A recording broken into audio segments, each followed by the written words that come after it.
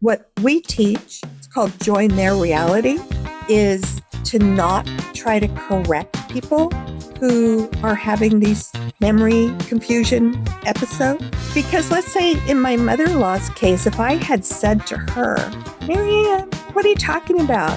Marty passed away years ago.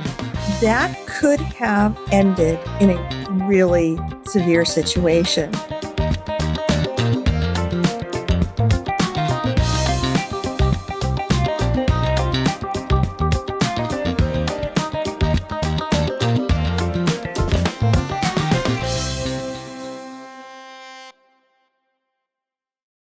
Welcome to Project Candor, where ordinary people share unexpected stories that shift how we see life, resilience, and what it means to be human.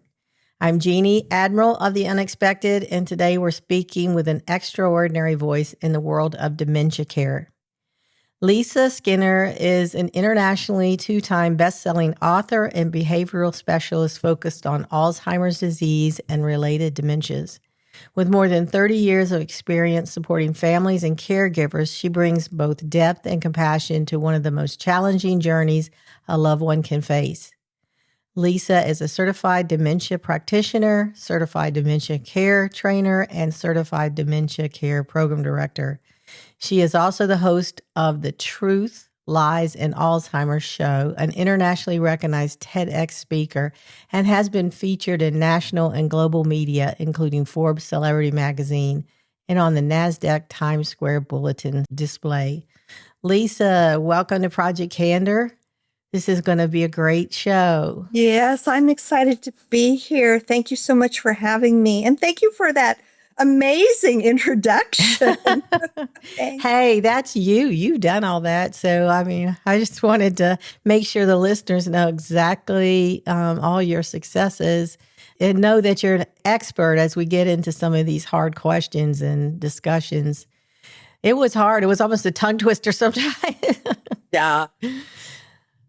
So the way we're going to get started is I'm going to kick it off and start with some questions. And then, of course, we know we're going to transition to Two Truths and a Lie, but we just want to get to know you a little better. So you ready? Yeah, ready. Great. So Lisa, you've worked with caregivers and families for over 3 decades. When someone first hears the word Alzheimer's or dementia, what is the biggest misconception that holds them back from responding well? That is a great question.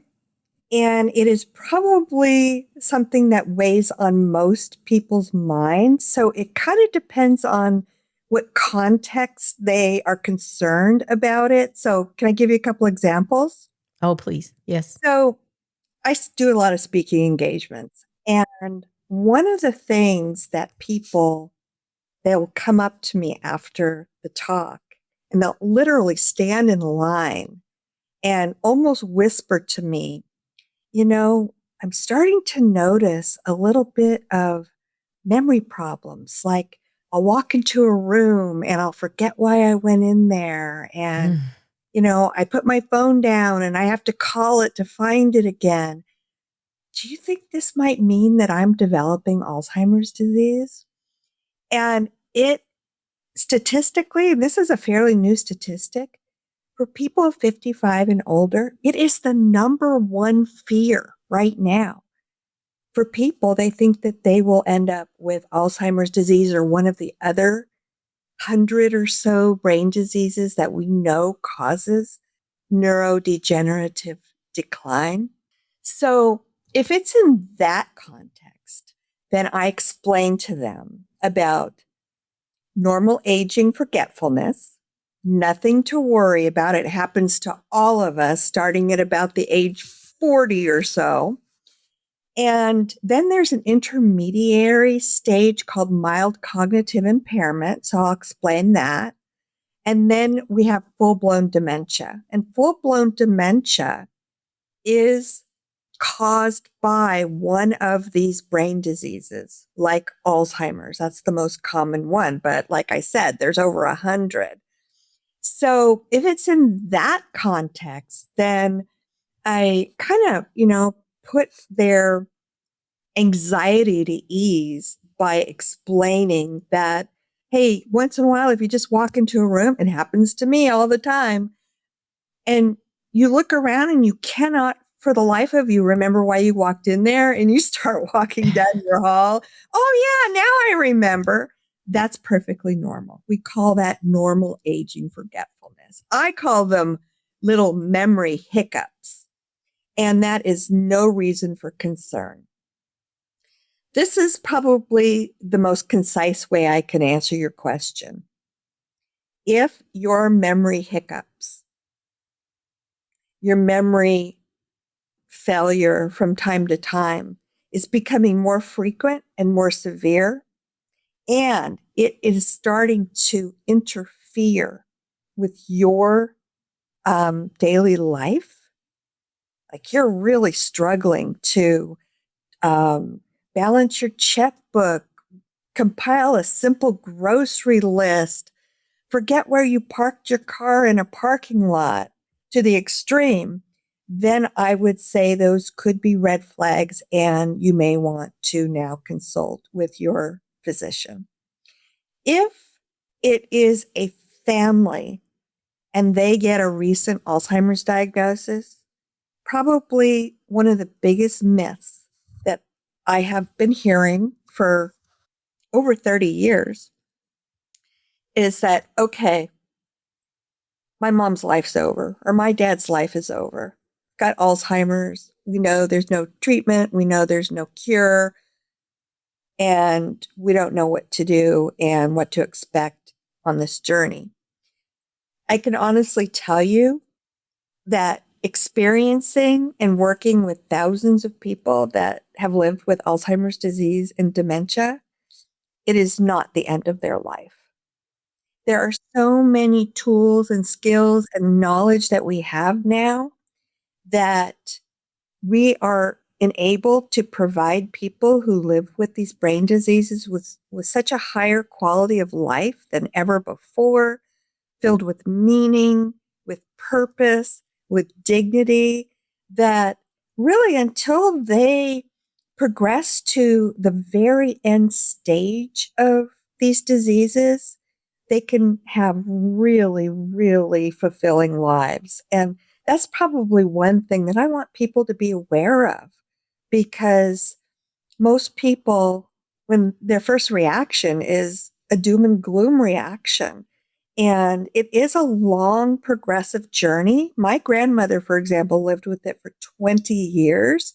That's a long time to maintain a relationship with a person in a harmonious way with all Right.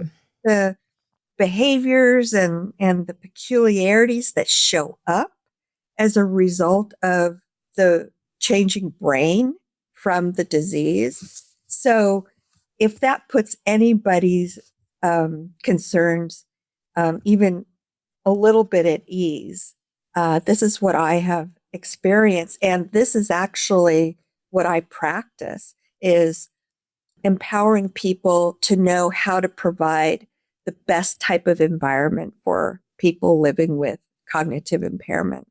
Wonderful, wonderful information and answer.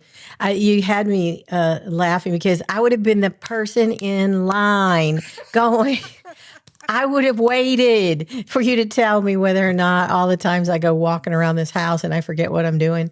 Well, That guess if what? that was I would be that person in line too if I didn't know what I know, because I can honestly tell you that every time I have a little memory hiccup, that thought does enter my mind. Uh-oh.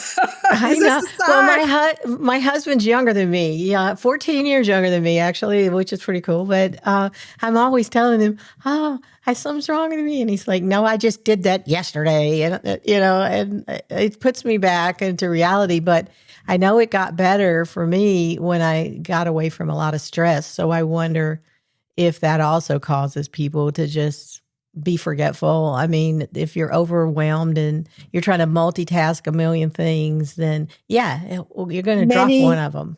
many studies have been done on stress related to memory impairment. And there is definitely a correlation. But what a lot of people don't realize, there are other medical conditions that can also mirror similar symptoms to dementia symptoms. And a couple of Really? those is like a urinary tract infection.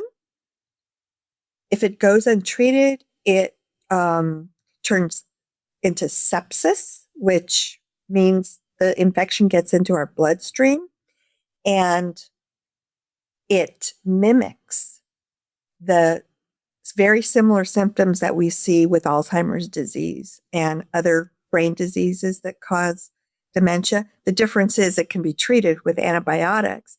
Another Wait, medical before you condition. go on, I have to just make this interjection here because you're just blowing me away. Because my sister had a UTI and she couldn't remember where her car was in Yeah. the parking lot. And she had to call her daughter, I think. I don't remember the whole thing, but she was petrified and it was a UTI. Now she's fine, Yes. but I had no idea. I thought she was nuts. We were all thinking, well, maybe something is wrong, right? But I had no idea there was a correlation with that. I can't wait to call her after this. Yeah. And the difference is when it results from like a urinary tract infection, the symptoms come on pretty quickly, like within 48 hours once it gets into the blood. Dementia, Alzheimer's disease related dementia does not happen that quickly. It's a very, very slow Low burn. progression. Yeah. One other common medical condition I'll tell your audience about, because a lot of people suffer from this condition, and it's a thyroid condition. Ooh. But again, just like a urinary tract infection, it's treatable. So if all of a sudden you start like severely forgetting things and you have like really noticeable memory decline that just kind of came out of nowhere, you might want to check with your physician and be tested for a urinary tract infection, a thyroid condition. There are several other things, but to answer your initial question, stress. We know that COVID-19, one of the, for a lot of people, one of the permanent or really long-term side effects is brain fog and memory issues. Some people have fully recovered from those, and some people, even though they may have had COVID-19 years ago, are still struggling with memory issues. We don't know a lot about that one yet. And if the people who are still struggling with it can be reversed, but UTIs and thyroid conditions and some of these other underlying medical conditions that mimic dementia symptoms can be cured because the cause is from something treatable. Wow. So, I'm going off script here because I had questions for you, but you're just blowing my mind here with some of this stuff. I really don't think physicians well, I know that they're nice and all, and they prescribe and they talk to you a little bit, but they don't spend the time like you're just doing right now, saying about the UTI, about the thyroid, about stress related issues that might appear as dementia or Alzheimer's and Because scare someone. They don't spend that time. it's true what you're saying, and it's probably one of the biggest complaints that people have. And one of the reasons why is physicians really don't get any training on dementia symptoms, and that there are other underlying reasons that mimic them.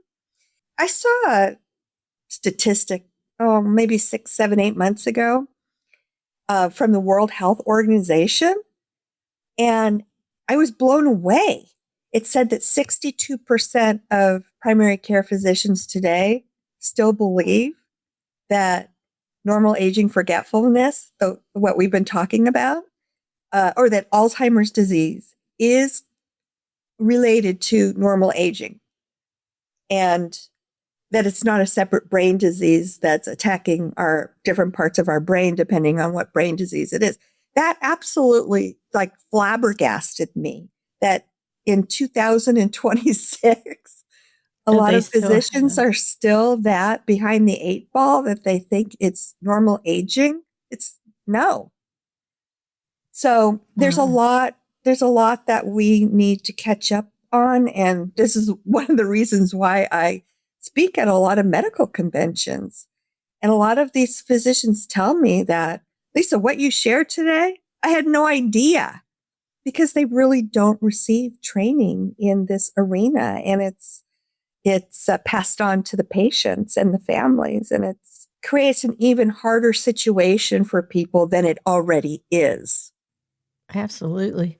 So I shouldn't be mad at my doctor when but he shouldn't like just swipe things away because, oh, well, different aging things. Because I do have, and this has nothing related to dementia, but I did have them telling me, oh, you need back surgery or whatever. But they sent me to rehab. I got to rehab, and the guy isolated a muscle that was just stuck.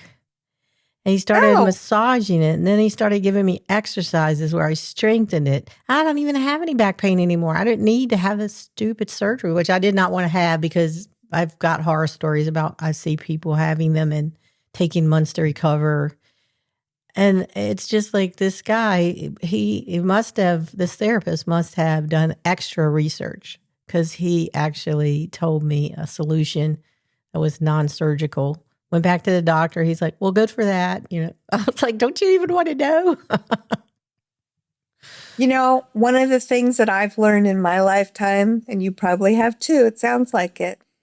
And today we really have to be our own advocates for Absolutely. our health care.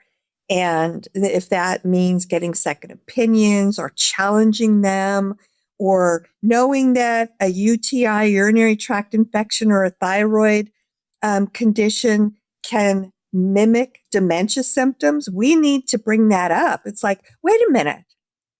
I have learned that a urinary tract infection, once it gets into the blood, if it goes untreated, can mimic dementia, but it comes on much quicker.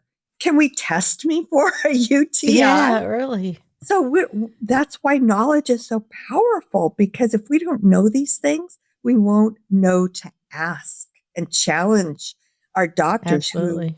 most of them are aware of that, but the ones who aren't will dismiss it. It's like they wouldn't even think to test you for that, Mm-hmm. because maybe they're not aware that a person, psyche can come on like they have full blown dementia, like mid stage to later stage, but it's a urinary tract infection that needs antibiotic treatment. Oh, wow. And I've Such a seen simple. hundreds of these cases over the 30 years, hundreds. Well, I'm waiting for more information out on the web, but my husband makes me mad sometimes because when I say, oh, I don't feel good, this is wrong. And then I was like, well, what has your Google doctor told you?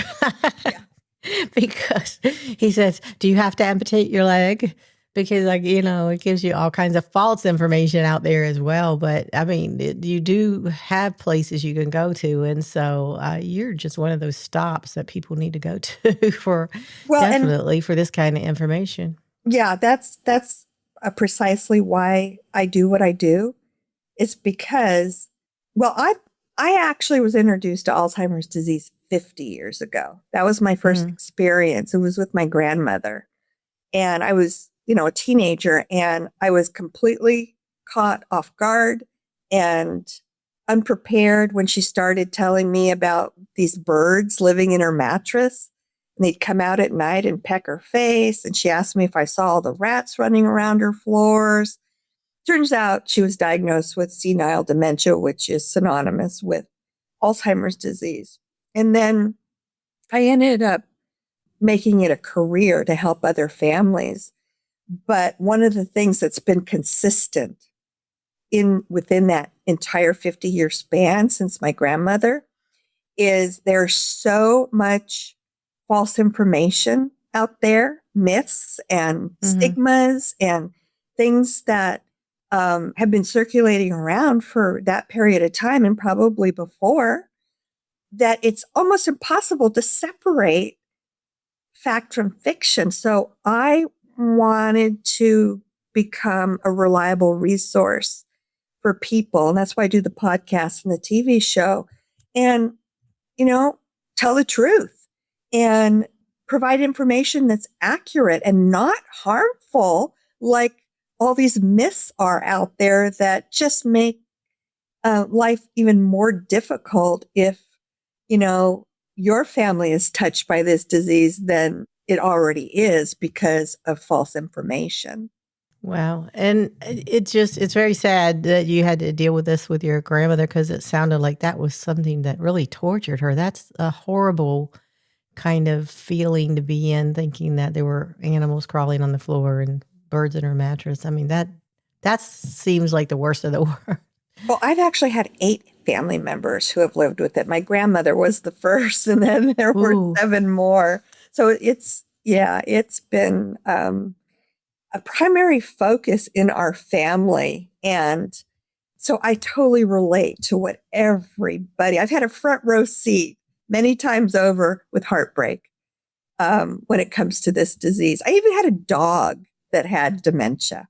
Oh, we did too, actually. Go ahead and tell your story on that. On the dog? Yeah, because that was interesting. No, I didn't even understand that when we had him, but the vet said your dog has dementia. Yeah. And when my dog Oliver, who's a cockapoo, was about 13 or 14, he started doing some really peculiar things, behaviors, and they were so similar to what I see in human beings that the thought crossed my mind. Does this dog have doggy dementia? I didn't even know dogs got dementia. Not me either, until we experienced it too. Yeah. But, he'd get stuck in corners and couldn't figure out how to turn himself around. He started having house accidents that he hadn't had for a long time. Yep. He was confused. He just a lot of similar symptoms that I've seen in humans. So I took him to the vet and I said, am I just reading into this because this is what I do professionally? And he put Oliver through a few tests and he said, no, Lisa, you are not reading into anything. Oliver has what we call canine cognitive dysfunction, AKA doggy dementia. And he said it's common in around 50% of dogs over the age of about 12 or 13. I said, you're kidding. That was what our age of our dog was, 13, when he got it. So it's very common. But unbelievable. But at least I know how to take care of him. And he lived till he was 18 and a half. So I took care of him. Ours didn't live that much longer afterwards, but that was only because we lived in a place where if he wandered off, he could have fallen in a prairie dog hole. We were in Wyoming. That my nightmare of a life. But in Wyoming, prairie dog holes are like massive. And then there's coyotes and, wolves out there that if he had wandered off, he would have gotten, just eaten. So we had to be careful for him. We didn't think it was safe for him to live much longer. He stayed till about 14, but it was getting real bad. That's a real concern because humans wander off all the time and just in a heartbeat will forget who they are, where they are. They can't tell anybody their address or how to get home or who their family members are. So if it can happen to people with dementia, it certainly is true of dogs, that they would really be putting themselves in harm's way if they wandered off and then just had no idea how to get to a safe place.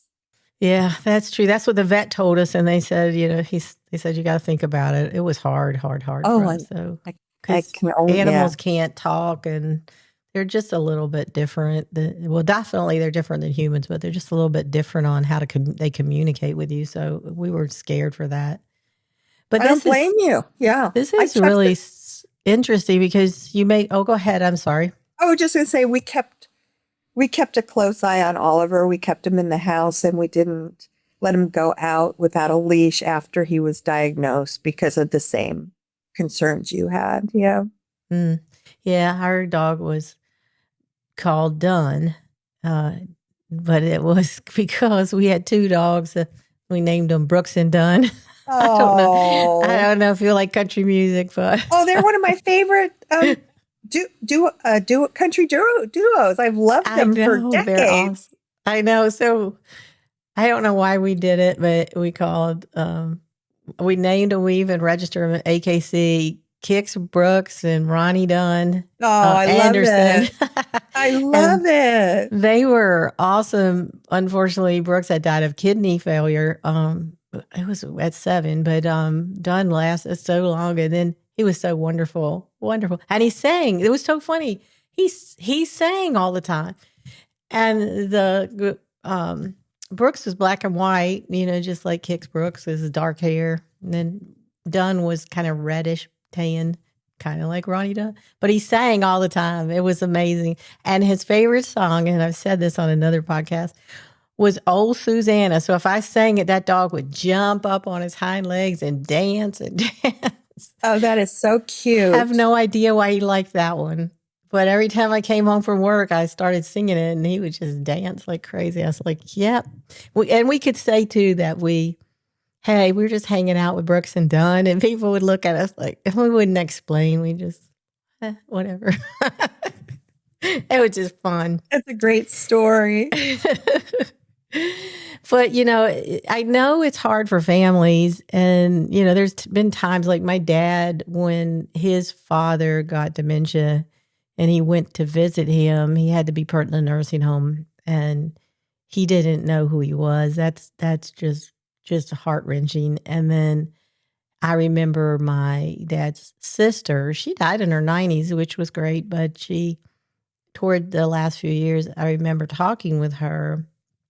And she looked at me and she's like, now, whose daughter are you? And then I said, Jack's daughter, which was my dad and her brother. I say, I'm Jack's daughter. And she'd go, oh, you are?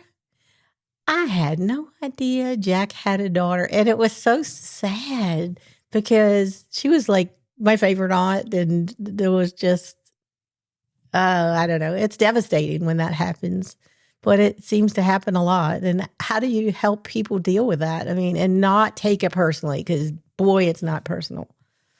I have had so many family members over the decades tell me that that's probably one of the hardest things for them that has happened on this journey of theirs with their loved one, their parent or their grandparent, is when they don't recognize them and it hurts to the core because they do take it personally. How could my own mother not recognize me? How could my own grandfather not recognize me?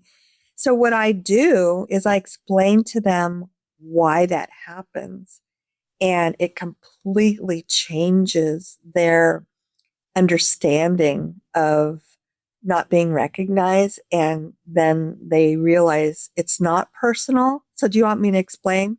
Yeah, I would love to hear, because I mean, I know it tore my dad up, and I remember tears in his eyes, and he wasn't a crybaby or anything. And then when she said that to me, it was like, I know you're in there, but I know your memory bank on that one's gone. And I tried to just say, I still love you, but it was hard. So go ahead and help me. Okay. This Counsel has helped me. a lot of people. I came up with kind of an analogy to help people understand. It's not true of every single brain disease that causes dementia, but it is true and very common with Alzheimer's disease and some of the others. The hallmark of Alzheimer's disease is short-term memory loss first. That's the part of the brain that Alzheimer's disease pretty much damages first. So during this process, long process, we go through several stages of progression. So there's mild stage, there's the middle stage, and then there's the late or very severe stage. So as the brain continues to be damaged, the short-term memory, think of it like it's hooked up to a light switch. And when that light switch is on, our short-term memories are functioning normally. But as the damage becomes more severe, so around the mid stage, that light switch flips on and off, on and off, on and off continuously. And then by the late stage, for some people, it's off completely. They have no short-term memory whatsoever. It's gone. Some people, you can still kind of get a flicker out of their short-term memory, but it's questionable. So during this mid stage, when it's on and off, on and off, on and off, we kind of have to go by the cues of what they're saying to us so we can tell if their short-term memory has kind of short-circuited for that moment, because what we know is our long-term memory stays intact right to the end. So when that short-term memory malfunctions, that person is pulling from their long-term memory. So think of it as like they're traveling back in time to a different period of their life. And we don't know what that timeline is. It can change or it can vary from person to person. So let me give you an example. My mother-in-law was one of my family members who had dementia, Alzheimer's disease. And we had her over one weekend. We were watching her, and I was visiting her in the living room. And she seemed to be fine and completely lucid. There were no signs of distress. And then out of nowhere, she pops up from the sofa that she was sitting on, and she says to me, "I need to go home. I need to go home right now. Somebody has to take me home. I got to get there." And I said, "Marianne, what's wrong?" And she said, "I just realized Marty's at home waiting for me, and it's probably close to dinner time. I have to get home and feed my husband his dinner." Now, Marty was my father-in-law, but he was my late father-in-law. He had passed away about 4 years earlier. Now, in that moment, her short-term memory switch flipped off. And she traveled back in time to when her husband was still alive. And she believed 100% that he was at home waiting for her to come home and feed him dinner. Now, what we teach, it's called join their reality, is to not try to correct people who are having these memory confusion episodes. Blips. Because let's say in my mother-in-law's case, if I had said to her, "Marianne, what are you talking about? Don't you remember? Marty passed away years ago." "Yeah, he's gone. He's been gone years." That could have ended in a really severe situation where she could have responded back to me saying, "What are you talking about? He was fine when I left the house this morning. What happened? Why didn't anybody tell me? I've got to get to him." Because in her mind, in her reality, she believes wholeheartedly that he's alive and well and waiting for her at home. So for me to all of a sudden announce to her that he's deceased could have put her into a panic or a shock. So these are some of the things that we have to retrain our brains to when it comes to dementia, because it can do a lot of harm to try to correct somebody who believes what they believe at that moment. Now, it's possible, it did happen, that I talked her through it and convinced her that it was that he knew she was there at my house and he was perfectly okay with it, and just get home when you're ready and enjoy your visit with your family, With your with the family. kids. And she said to me, she goes, "Are you sure? Are you sure it's okay? Because I worry about Marty." And I said, "I'm positive." So she settled back down, and then everything was fine. And we call this technique, this methodology, joining their reality, meeting them where they are. And my clue that she was not in the present moment was telling me that Marty was waiting for her at home and he was still alive. So I knew that that short-term memory switch had just short-circuited and gone off for however long it was going to stay off. And she had, in her mind, she was back many years when he was still alive and well. And this happens all the time.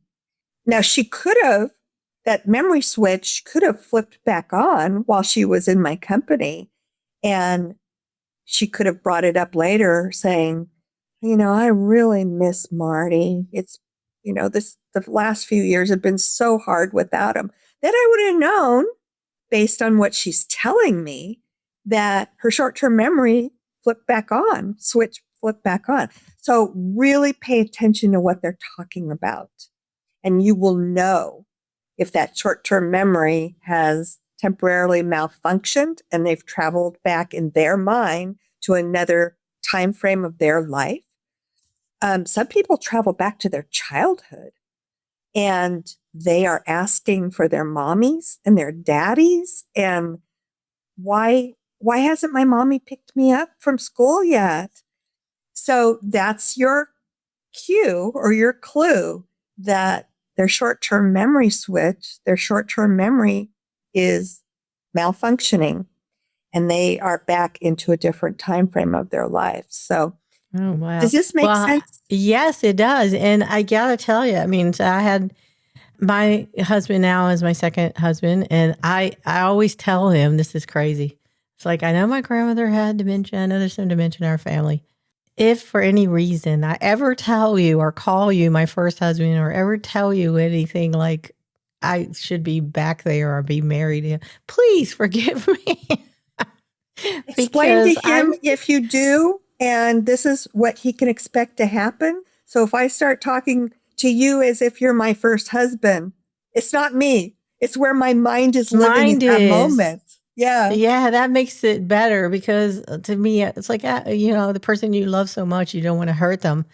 And I know that people don't want to hurt, their families either, but it's not on them. Apparently, the way you're talking about it makes it so clear.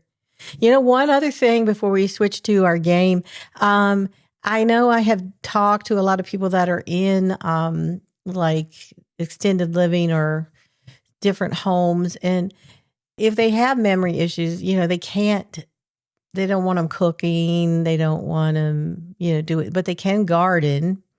They let them garden. I know they have hydroponics a lot in some of these assisted living places. And the one thing I learned was they have animated or battery operated pets.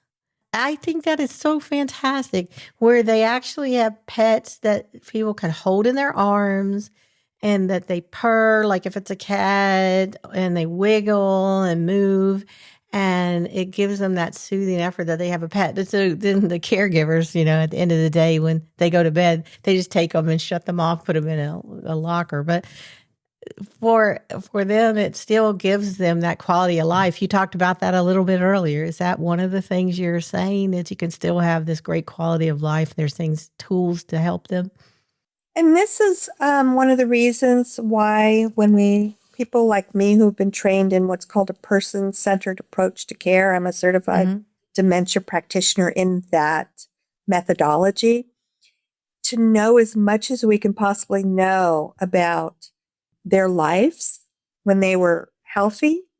And do they like dogs? Do they like cats? So then if we know that the person that we're caring for was an absolute cat lover, we might introduce one of those real life looking cats that purrs and feels soft. One of the things that we don't lose, because it's a very basic human need, is the need we never lose our instinct for nurturing and for touching and having ourselves soothed and calmed. It's on the very bottom basic level of the Maslow's hierarchy of needs. Mm-hmm. So some people were dog lovers. Some people were cat lovers. I'd be You both, don't, but I'd be happy with an animal. I don't know if I yeah, could be without one. me too. Me too. I love all animals, but I'm primarily a dog lover. Yeah, me too. But there is kind of a trick to introducing something like that. But the one thing I wanted to comment on, depending on the person, because everybody's different and everybody experiences their dementia journey differently. Some people with dementia believe that cat is real and they take care of it like it is a real cat. And other people living with dementia know it's not a real animal, but it's serving a purpose of comforting them and being a companion to them and making them feel good. And one thing that we do know about people living with dementia, and I say this all the time, they may not recognize your face. They may not know your name, depending on the day, but they will remember for a long time how you made them feel. Oh. And those real life looking dogs and cats and other animals that are available make them feel loved, make them feel purposeful because they're able to care for it and nurture it. So those are a very important part of caregivers providing a higher quality of life for people with dementia is exactly what you just brought up. And I'm glad you did. Oh, thanks. I was so fascinated by that, that when we got our dog, and this has nothing to do with dementia, but we got a little puppy. We got one of those little rabbits that had a heartbeat in it. And it thump, thump, thump, thump. And, at night we let him sleep with it. That dog has never had any kind of anxiety over being in our house because he slept with his little bunny friend that had that heartbeat. And every morning he'd get up and he'd pull that bunny out with him to wake him up for the day, to be with him out of the cage. It was adorable. And my husband and I talk about it all the time. And it just does so much when you look at it, when you think about it, about how wonderful this little puppy cared for that fake bunny. And when I saw they were doing that in, different aging homes or assisted living, I had seen it before, but it really brought it home with our dog. And I want somebody to give me one of those. I think it just proves that animals have the same emotional needs that people do. Yeah, that's true. It's just like, I guess, and this is another whole topic on animals, but if you go to YouTube, just do this for me, listeners too, go find this monkey in Japan called Punch, whose mother abandoned him when he was born because of a difficulty pregnancy and heat exhaustion, because there was a heat wave at the time in Japan. And he was nurtured and fed by the zookeepers, but he couldn't relate to the other monkeys. He had nothing to help him. And so one of the zoo staff, I guess, okay, so caregivers is in my mind now, but caretakers, I guess, brought him an IKEA orange orangutan, big orangutan. And that little monkey just latched onto this little, stuffed animal and used it like a surrogate mother. So you have to go look at those videos. I can't even describe them. You will cry from the tenderness that he felt from, having that monkey and being able to hold on to it when he had nobody else. So That I guess story touches my heart. It is so beautiful. You have to see it. People were flocking to this Japanese zoo from all over the world. In fact, if I'd had the money and I knew about it when it was going on, I would have flown over there to see this little baby monkey. But it's just like the people trapped in their body. They just need something. And those little animals, those mechanized animals, is just so helpful. Well, So, to feel that they still have a purpose and to feel like they still matter. These are all the things that never leave us. I don't care how damaged your brain is and how far gone your short-term memory is. Those are instincts that do not leave us. right, exactly. And so, yeah, so I guess to the listeners, if you have somebody suffering, with dementia, or you have someone in assisted living that may just be trapped in their own mind, think about whether you could get on one of these animals, because I'm just in love with them. And that's my own plug. Sorry about that, Lisa. Well, this has been so great. I just think this is a wonderful, conversation we're having here. And I hate to switch it, but we're ready to play Two Truths and a Lie. Are you ready for that? Yeah, so let's see another side of Lisa here. We're going to switch to our game, one of my favorite parts of the podcast, and it's playing Two Truths and a Lie with a guest. The rules of the game are the guest has provided me with 3 headlines up front that are some stories about herself that either, 2 are true for sure, and 1 is a lie or a twisted truth. So I'll read the headlines, then I'll guess which one I think is the twisted truth. She will go through the stories for us, and then at the end, she'll reveal. So don't tell us before you get through all these stories. I won't. Okay. So I think I'm going to this is share. great. This is fun. Yeah, this will be fun because yours were, you were a nature person. That's all I can say. So I'm going to share my screen and read the headlines. This episode is sponsored by Rebel 180, the home of brave pivots and fresh starts. Rebel 180 is all about helping you rediscover what's possible when you stop settling and start listening to that little tug inside that says, life can be different. Whether you're navigating a career shift, dreaming about a new direction, or standing at the crossroads wondering if it's time for your own 180-degree turn, Rebel 180 is a reminder you don't need permission to change your story. Sponsor, we're stepping into the world of tech. Simple Socket Print, the lightweight, blazing fast label print solution designed for those who need reliability without the bloat.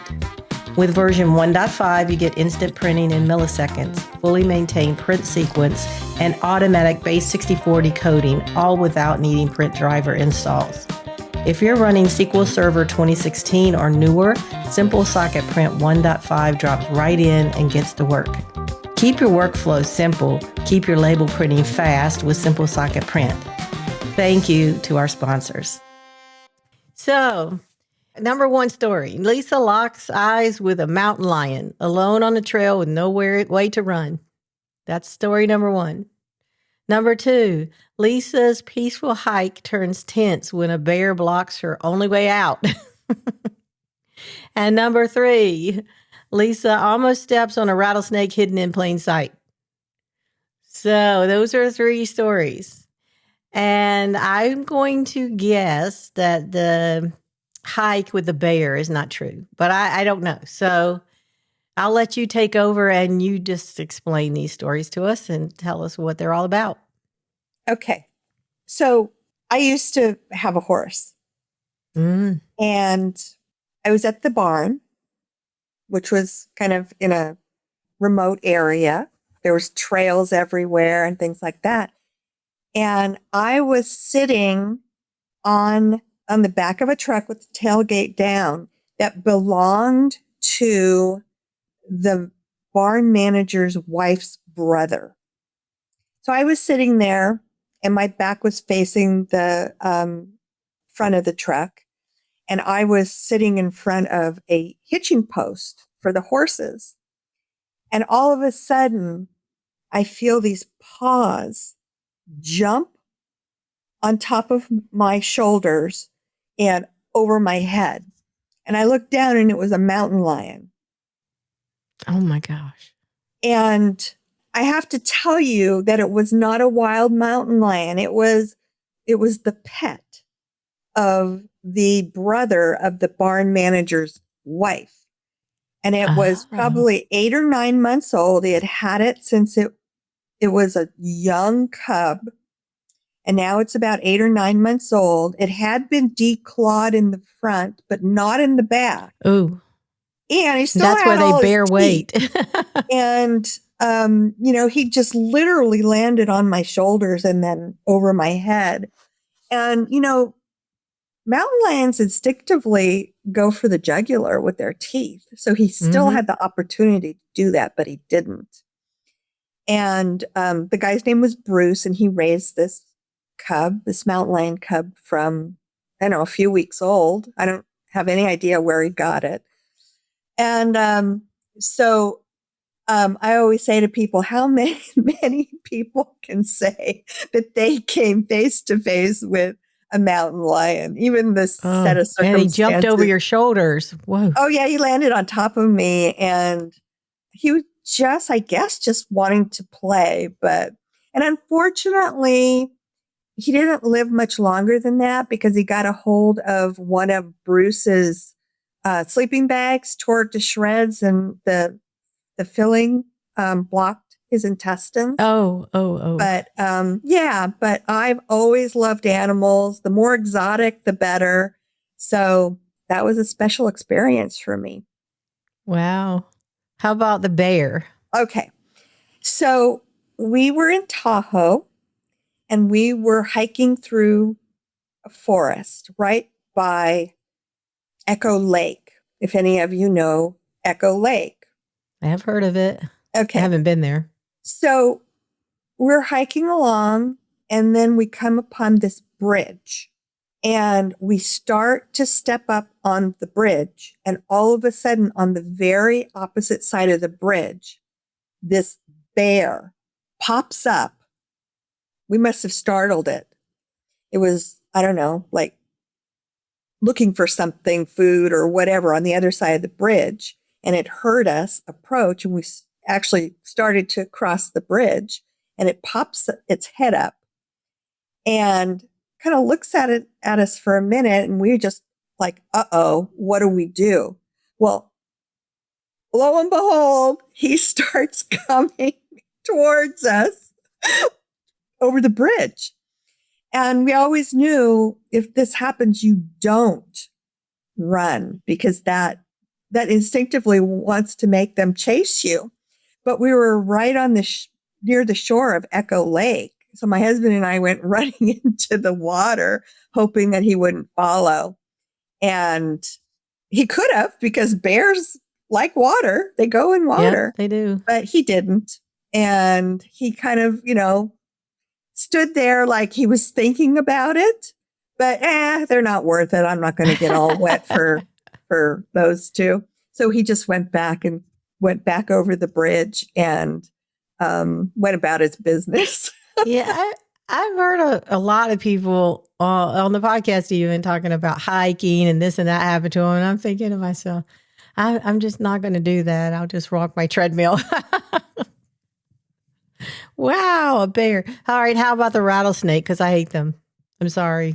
I shouldn't hate anything, but I told you I used them. to ride horses and I would ride on the trails and I would run into them all the time. But this was at my house.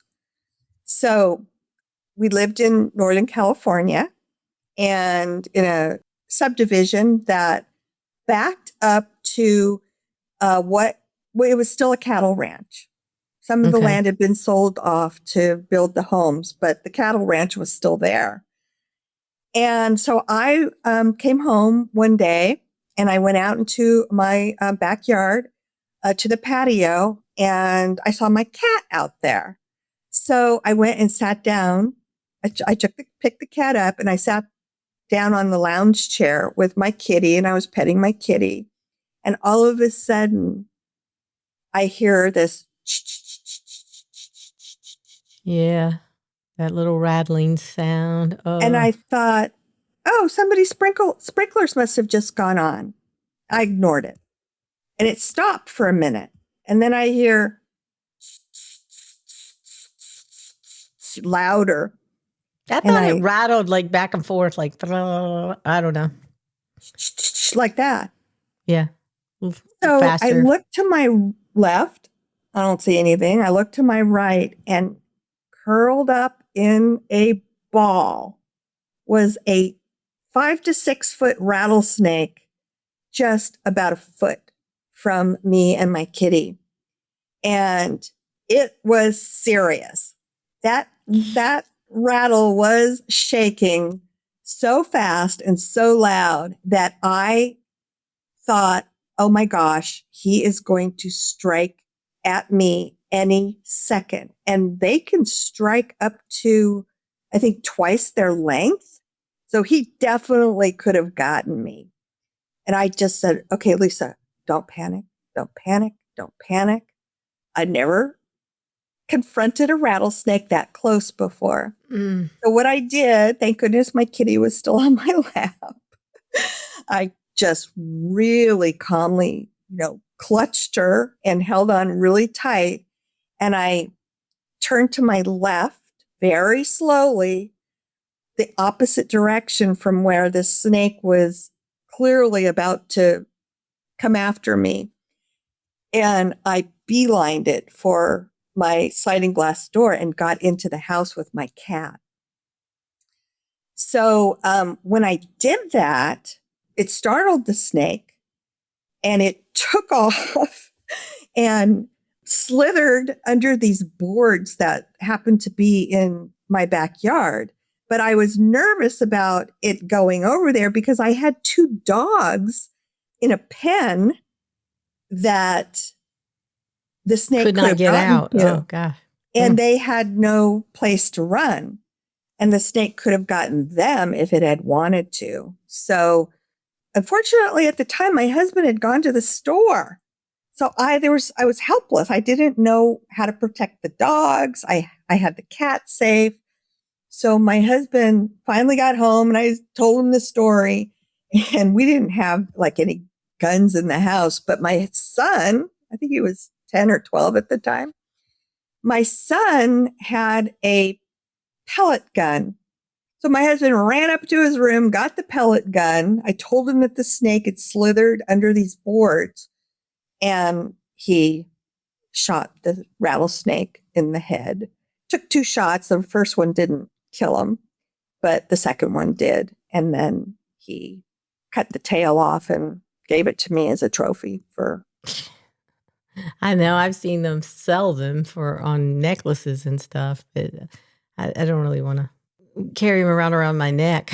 No, I didn't do that. I think I stuck it in a box. treasure box, just to remember. I don't think, yeah. But so wow. those were my So stories. Which one of these is a lie, Lisa? So you think the bear one is the lie? Yeah. It is. It is? It is. Oh, okay, good. Now, why did you think before you heard my stories, why did you just initially go to that one? I don't know. Just knowing that you had told me something about where you were from, I didn't think there would be a bear I'm thinking bears in mountains and stuff. Well, to be honest with you, part of the story is true. I twisted it. We really did go on a hike. We were with another family and their 2 girls. We got to this bridge and up pops this bear on the other side of the bridge. Now, the lie part, the made up part is that it was just me and my husband, and that we turned and ran and jumped in the lake. I made that up. Oh, okay. But the rest of it is true. We really did come upon a bear, and we saw him as soon as we put our feet on the bridge to cross it, and he kind of just popped up.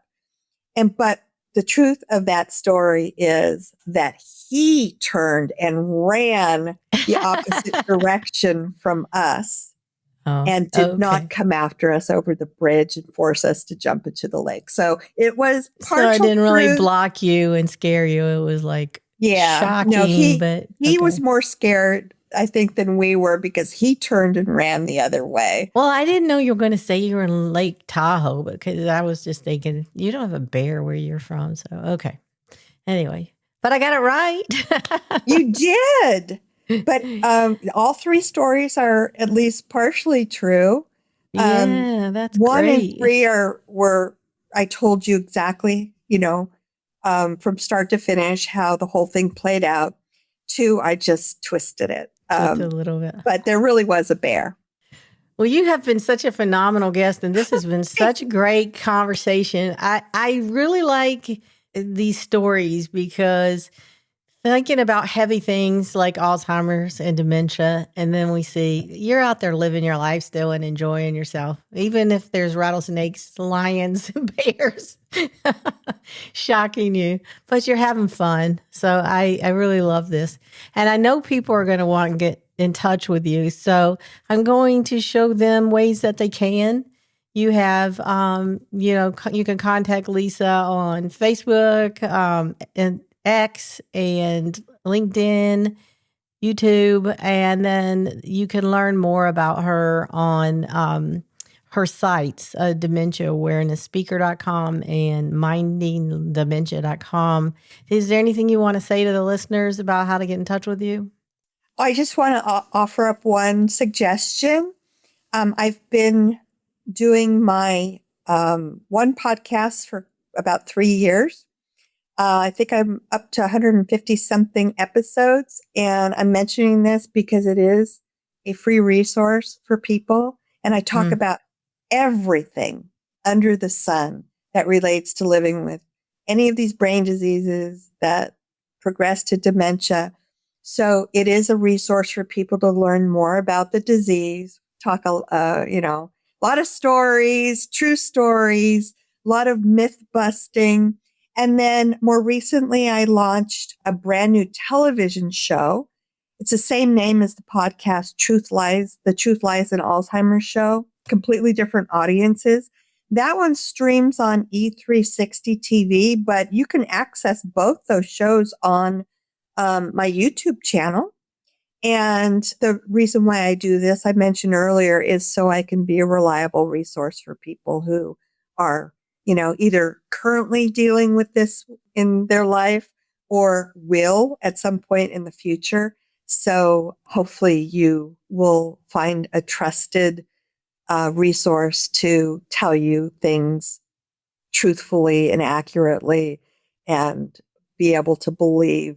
Because I research everything. I don't present any information if I don't make sure that it is accurate. Things change rapidly in this industry, so I spend a lot of time staying on top of it. But I want to bring people the truth of how to cope with this in a positive way. And a lot of people don't even think those two words go together. related. Yeah. Dementia Positive and and positivity. Alzheimer's disease, but yeah. It's very, very possible. You just have to have the information in your possession. So, well, you're just like a saint for doing this, because I think it's just something that's very much needed. Like I said earlier, doctors don't give you all this detail.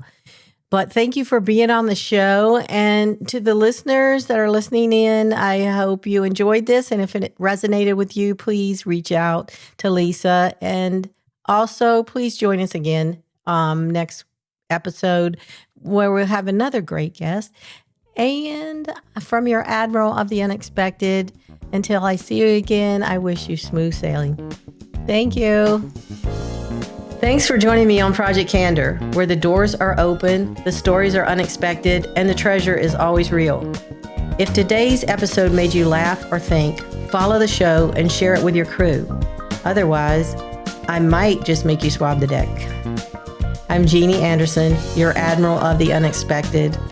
See you on the next voyage.